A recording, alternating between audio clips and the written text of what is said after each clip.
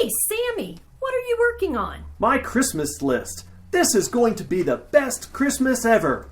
I have scientifically computed the gifts from the past 4 years and have determined how to lay out my Christmas gift list so I get exactly what I want. Really? Looks more like a color-coded bingo card. Exactly! See, each person has a row, and then there are 5 columns of choices. A jet airplane? Do you really expect Mom and Dad to buy you a jet airplane? No, not at all. But for 4 years, I have never gotten the biggest thing on my list. So why not make the biggest thing something you wouldn't get anyway? I guess that's one way of looking at it. So instead of asking for what I want as the number one and being disappointed, my first item is something I wouldn't get anyway, so it all works out. Oh, you're making my head hurt. I mean, if people are going to give you presents, shouldn't it be something you really want?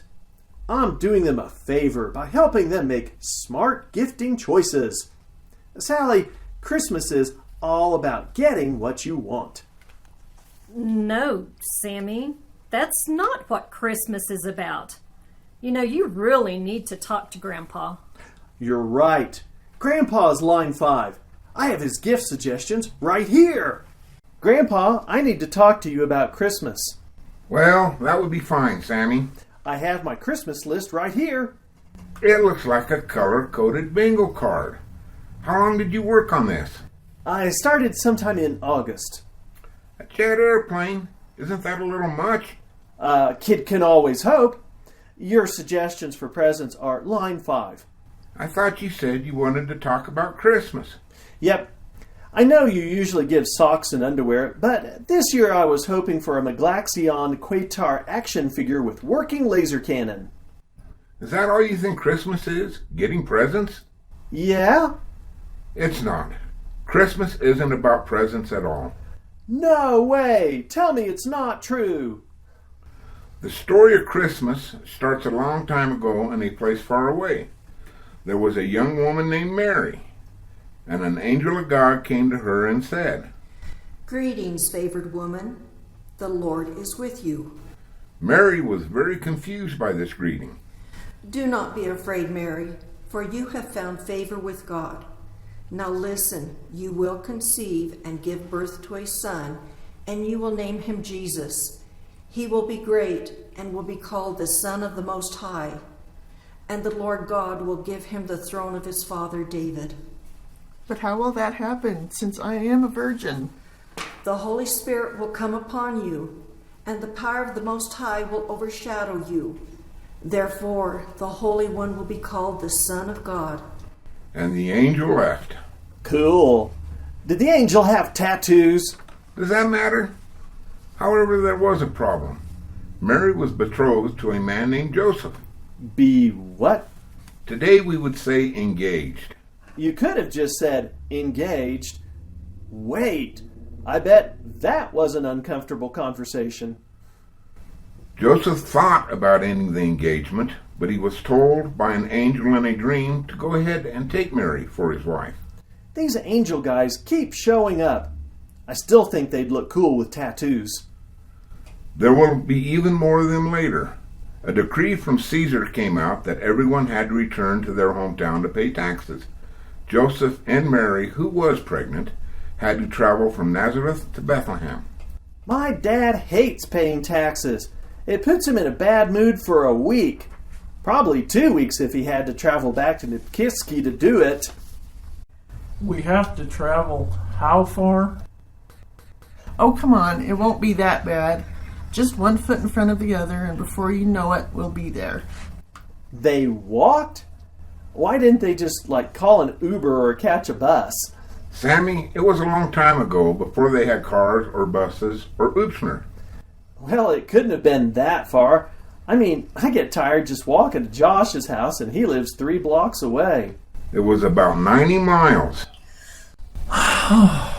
90 miles? I hope they had good shoes. Mary, slow down. My feet hurt. It was a long trip.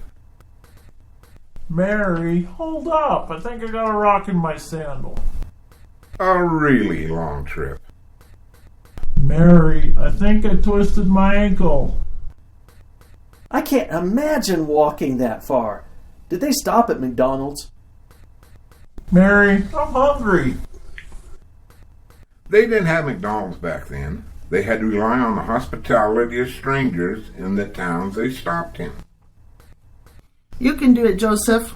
We will stop for the night at the next town. Well, they finally arrived in Bethlehem. Whew. I'm tired just thinking about it. But there was a problem. What do you mean there's no room at the inn? Sorry, Mary. There are so many people from out of town here, there are no rooms available. He did offer us a stable. I am so tired right now. I'll take anything. While they were in Bethlehem, Mary gave birth to a son, and they wrapped him in cloth and laid him in a manger. In a what? A manger. It's a feeding trough for cows and other livestock. Are you kidding me? They laid a baby in a feeding trough? Where was the nurse? I need hot water and forceps. Stat! No hospitals back then, Sammy. There were some shepherds keeping watch over their flocks by night, and suddenly an angel of the Lord stood before them, and the glory of the Lord shone around about them. And they were very afraid, but the angel said, Fear not, for I proclaim to you good news of great joy that will be for all people. Today in Bethlehem a Savior was born, who is the Messiah, the Lord. This will be a sign for you. You will find the baby wrapped in the cloth lying in a manger. Suddenly there was a multitude of the heavenly host with angels praising God and saying, Glory to God in the highest, and peace on earth, and goodwill to men. And that's why we celebrate Christmas. Wait! Christmas is about a baby? Where are the presents? And the big guy with reindeer? Yes, it's about a baby, not just any baby, the Son of God. No matter how hard we try, we can't be perfect. We can't have a relationship with God without forgiveness for the things we have done wrong.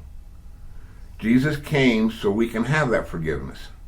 Forgiveness, is that like not being mad at someone anymore? Not quite. When God forgives us, He forgets what we did wrong and remembers it no more. Doesn't even remember? Wow! Mom says she forgives me, but she still remembers the time I broke her favorite vase when I hooked the air compressor to my Nerf gun, or the time I set the tree on fire launching a rocket in the backyard. Or the time you tried to make a zip line off the roof and pulled down the gutters.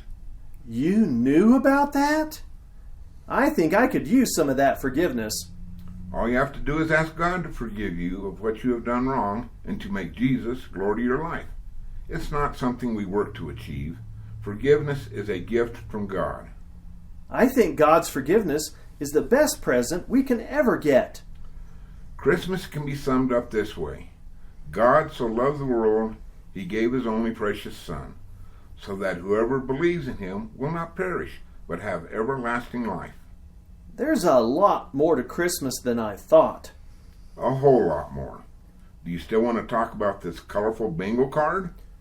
Not really, but I could really use some cookies. I'll race you to the kitchen.